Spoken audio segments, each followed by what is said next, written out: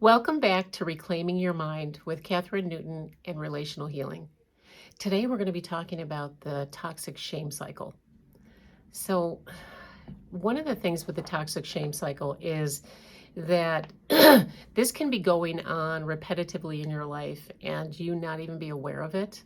So, it's really important to raise your awareness as you're moving through your trauma, your phase one trauma course, to raise your awareness about the tendency to get really stuck in that toxic shame cycle. And this always happens. By now, we've talked about emotional flashbacks. We talk about them. We sometimes call them the hostile takeover, where you can either overreact or underreact and then end up feeling horrible later, especially if you've overreacted. But even if you've underreacted, sometimes there's a huge shame component.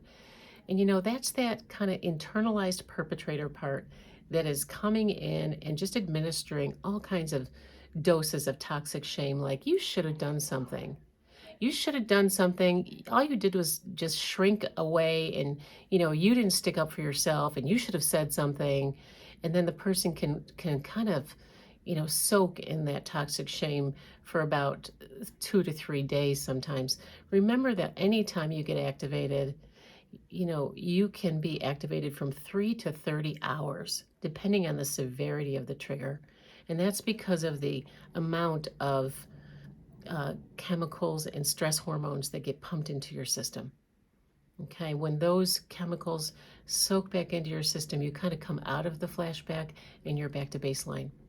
So what we want to do is interrupt this toxic shame cycle. Okay, so basically it goes like this. There's a trigger.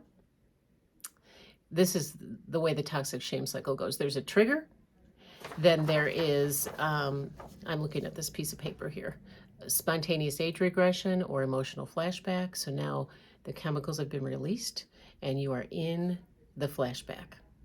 Then there is either an overreaction or an underreaction, depending on, your psyche and how it's organized to keep you safe. And then there's the toxic shame. So what we want to do is we want to interrupt that cycle and we want to replace it. We want to increase our awareness, recognize the trigger, recognize the emotional flashback, but instead of going into overreaction or underreaction, we want to pull in those tools that we learned all the way up until this point to interrupt that flashback and make sure it doesn't go any further.